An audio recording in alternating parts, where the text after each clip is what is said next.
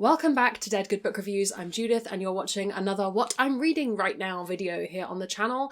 Today is the 27th of September. We're very close to the end of the month. Everything's very stressful in our house for multiple reasons, but it's all fine. It's actually fine, actually. But I got books to talk about. I've got 2 weeks worth of books to tell you about because it was my off week last week. Should I have maybe scheduled my off week for this week instead? Perhaps. But that's not the choice that was made. Last week I was in the middle of Into the Riverlands by Nevo. I have since finished Into the Riverlands by Nevo. It was a really good audiobook reread. I enjoyed it very much. I still think it's probably my least favourite of the series, just because I'm trying to think why. I think I didn't really, it didn't capture the idea of stories in the same way, to me, as the other books have. But it's still very good and I still like it as part of that series. From there, I went and finished off my review copy of Mammoths at the Gates, which is the 4th book in the Singing Hills cycle. I really enjoyed this. I think it is a very, very good book. It made me cry a little bit, which I wasn't anticipating. In this, we see the main characters home for the first time, which was really interesting, as they've been a travelling monk for the whole of the books so far. It was really good. If you like this series, I really think you're going to like this one. I don't know whether to make a full video on it because it is a novella, but for now, let's just say if you like those books, there's now 4 of them for you to read. I finished The 10,000 Stitches and Long Shadow by Olivia Atwater. These are books 2 and 3 in the Regency Fairy Tale series. Romances. They're really lovely. I like them a lot. Both of them have kind of like a slightly satirical element to them. In this one, we have a maid who meets a fairy lord who promises to make her more than a maid in the hopes that the lord of the manor will fall in love with her, essentially. Those titles aren't all quite correct, but that's the energy behind it.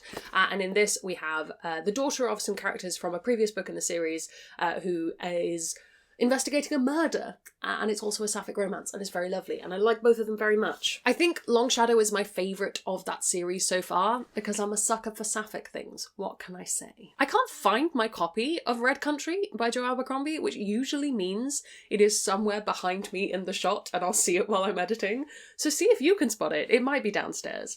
This I very much enjoyed. Enjoyed is never the right word with a Joe Abercrombie book, because it implies that you're like really loving the violence. I think I've determined that Joe Abercrombie's books with female protagonists are my favourite.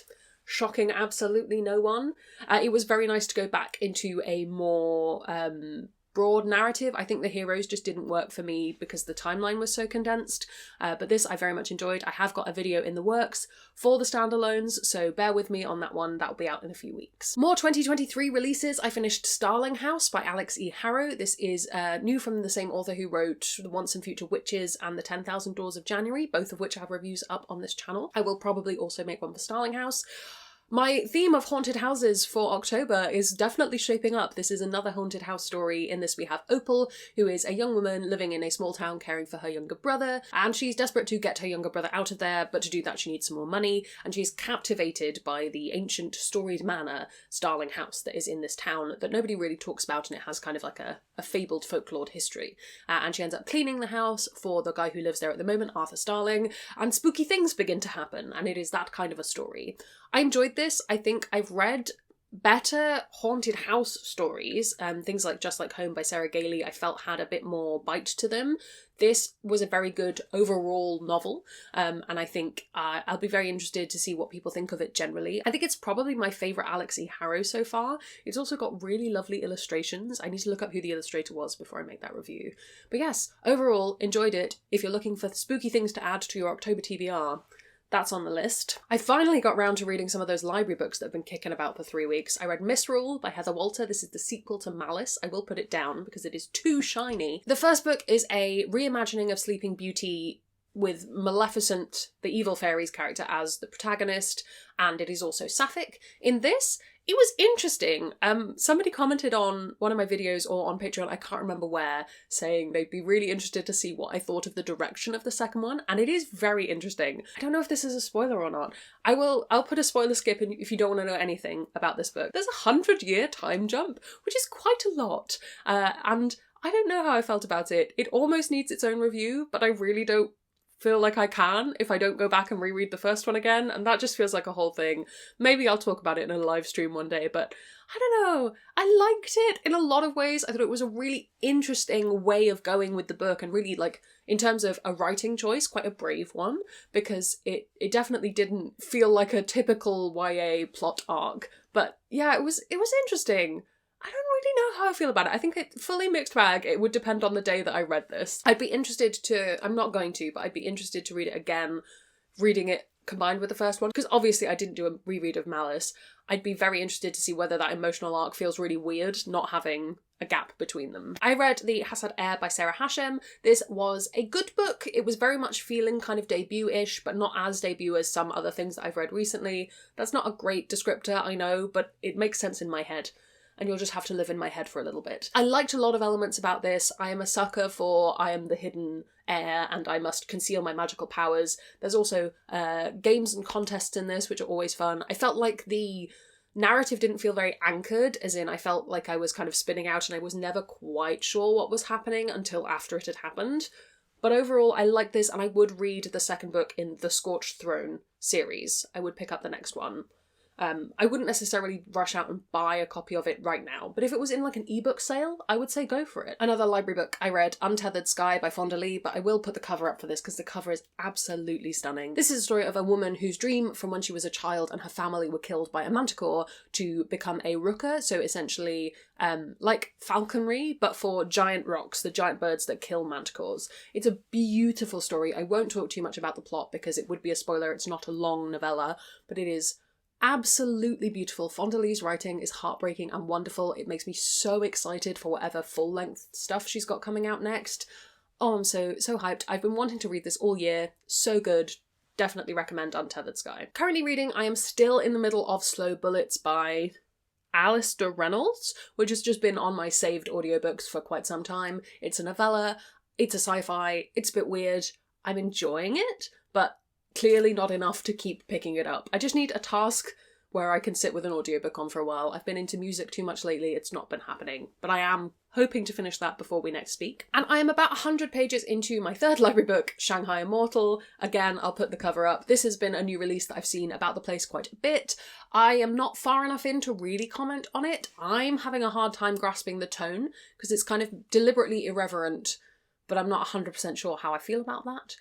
We'll see. I think it's going to be one of those books where when I get to the end, I'll want to pick it up again now that I have a feel for it, you know? Still to read this week, I have The Latchkey, which is the short story that you can get for free by signing up to Olivia Atwater's newsletter. I just want to give that a little reread. And I also want to read Mammoth by Jill Bagachinsky. This is a YA contemporary, so we're mixing up a little bit for the end of the week. I'm rereading this for Overbooked Phase 2, so it will be up on a video soon. But yeah, I already know I like this book. I've hung on to it for a while. I'm excited. I think it'll be a good break for my brain. Bringing it back in, I have another book that I've read. I haven't been marking things on Storygraph very well because I've been too stressed. I also read Mislaid in Parts Half Known, which is the next book in the Wayward Children series by Shannon Maguire. It's fantastic. The cover has dinosaurs on. It delivers. It's so good. It's absolutely beautiful. I really loved it. Had a little cry. Love this series forever. It's not out till January, so I will have a review up for it, but it won't be for a little while. So just so you know, I have also read that and I do recommend it. Anyway, as I was saying, my reading schedule gets a little bit sparse. I think just because a lot of the really heavy lifting reading has already been done, and I freed up my schedule a bit more for the end of the year because I'm nice to myself. What that practically means is I will be doing more library book reading. I will be tackling those last few things on my TBR that have just been sat around. I've got some non-fiction on there. I've got some things that I don't think I've ever put into my schedule that I really should put into my schedule. And yeah, I've got lots of reading to do. The next series I'm tackling is, I don't know what the actual series is called, but the Reaper of Souls series by Rena Barron. I have wanted to progress at least for a very long time, so we're kicking that off. I have not added anything new to my TBR in the last week. I have requested a few things that may or may not come to my door, and I will tell you about them when they arrive. But for the moment, we're keeping the TBR relatively steady, which is very good in the run-up to Christmas. I will definitely have some library books and such, but at the moment the TBR is staying relatively low. I just have a few new releases to touch on before I let you go back to your life. The Fragile Threads of Power by V.E. Schwab is now out. I have a review for this up on the channel. I loved it, is the short answer. If you like this series, you will like this. That's where we're at, but go watch that video if you want to hear more. The Undetectables is out. I talked about this a couple of videos ago. I didn't love this, but I do think some people really, really will. It's a queer detective agency but spooky. It would make a great Halloween read. If it's the kind of thing that's for you, I would read a sample and then see how you go. And also The Siren, the Song and the Spy by Maggie Takuda Hall, which I have not read, but I think I will need to add to my list of books to read at some point, is a companion / follow-up to, oh, what's it called? I will put the cover up because my brain will not bring that memory forth. The Mermaid, the Witch and the something? That's The Lion, the Witch and the Wardrobe. Anyway, this book has a companion out that is this book. I've gone through all of that and now I will look up the pub date and it will have changed. That's what will happen now. That's just the rule of the universe. As I say, things are a little bit busy here at the moment. I'm not anticipating doing a load of reading in the next week. I don't think it's gonna happen. The next thing I need to do as soon as the camera's off is just tidy my office because it is deeply stressful at the moment. Behind the camera is an absolute chaos mess. So think of me as I'm doing that. But I will see you next week with whatever I have read and whatever has come into my life since then. What have you been reading? What have you been up to? Let me know down in the comments below. While you're commenting, if you haven't already, please do subscribe. It makes me feel loved and appreciated. You can also come hang out on Discord, where we have chill chats about books if you would like. I'd like to say an enormous thank you to all the ghosts who haunt me over on Patreon. They support the channel and in return get early access to videos, bonus content, live streams and more. If you'd like to join their number, that's linked below as well. Thank you so much to you for watching. That's all from me and I will see you in the next one. There's gonna be some bloopers now. Welcome back to Dead Good Book Reviews. I'm Judith and you're watching another episode of What... I finished the 10,000 Stitches and I'm holding these in a really weird way. And after that, my reading schedule gets a little bit sparse. I've read most, if not... Oh, I forgot! I didn't talk about... I also read Mislaid in half parts, no.